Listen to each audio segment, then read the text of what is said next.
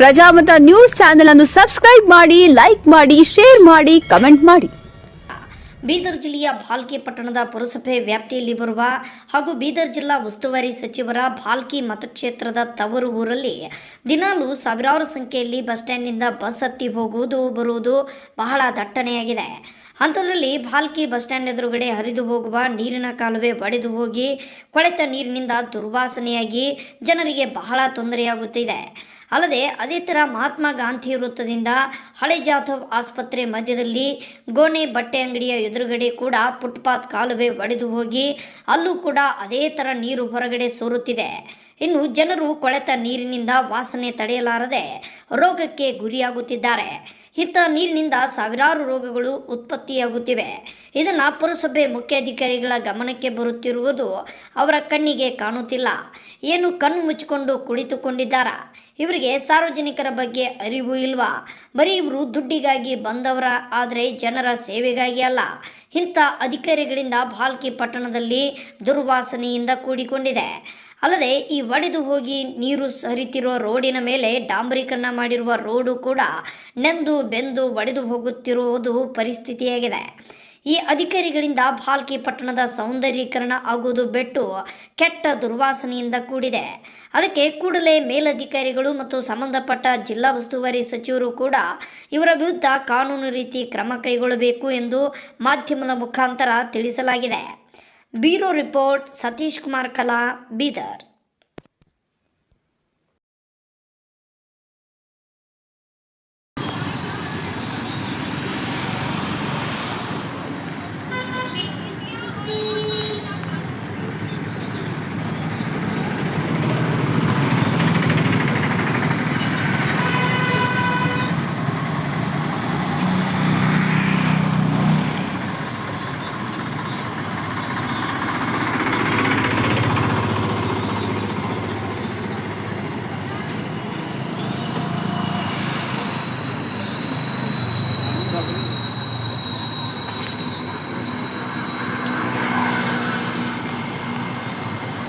पूरा जाम अदा रही, पूरा जाम अदा करते हैं मतलब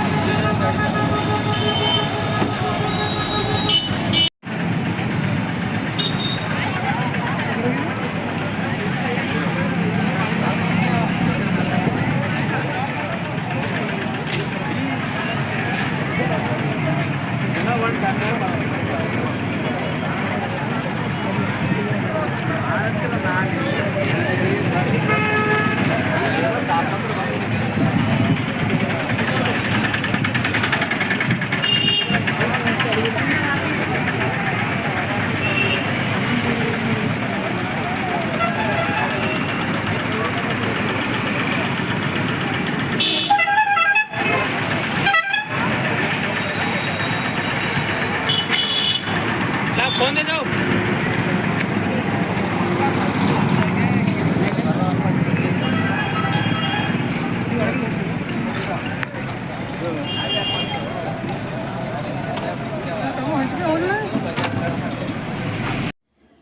ಪ್ರಜಾಮತ ನ್ಯೂಸ್ ಪತ್ರಿಕೆ ಹಾಗೂ ವೆಬ್ಸೈಟ್ ಹಿಂದಿ ಭಾಷೆಯಲ್ಲಿ ಪ್ರಕಟವಾಗುವ ಭಾರತದ ಪ್ರಮುಖ ಸಂಸ್ಥೆಗಳಲ್ಲಿ ಒಂದಾಗಿದೆ. ಮೊಬೈಲ್ ಮತ್ತು ಡಿಜಿಟಲ್ ಪ್ರಕಾಶನದಲ್ಲಿ ನಾಯಕರಾಗಿ ನಾವು ವಿಭಾಗಗಳಾದ್ಯಂತ ವಿಷಯವನ್ನು ಪ್ರಕಟಿಸುತ್ತೇವೆ ಮತ್ತು ಸುದ್ದಿ, ಜ್ಯೋತಿಷ್ಯ, ಆಧ್ಯಾತ್ಮಿಕ, ಧಾರ್ಮಿಕ ಮತ್ತು ಮನರಂಜನಾ ವಿಷಯಗಳಲ್ಲಿ ನಾಯಕರಾಗಿದ್ದೇವೆ.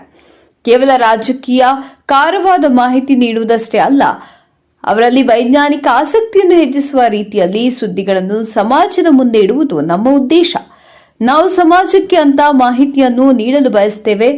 ಅದು ಅವುಗಳನ್ನು ಗಂಭೀರವಾಗಿ ಪರಿಗಣಿಸಬೇಕು, ನವೀಕರಿಸಲು ಮಾತ್ರವಲ್ಲ, ಸರಳವಾದ ಆದರೆ ಗಂಭೀರವಾದ ಪದಗಳಲ್ಲಿ ಸಾರ್ವಜನಿಕರ ಅನುಕೂಲಕ್ಕಾಗಿ ಸಾರ್ವಜನಿಕರ ಸುದ್ದಿಗಳನ್ನು ಸಾರ್ವಜನಿಕರಿಗೆ ತಲುಪಿಸಬೇಕು ಎಂಬುದು ನಮ್ಮ ಪ್ರಯತ್ನವಾಗಿದೆ.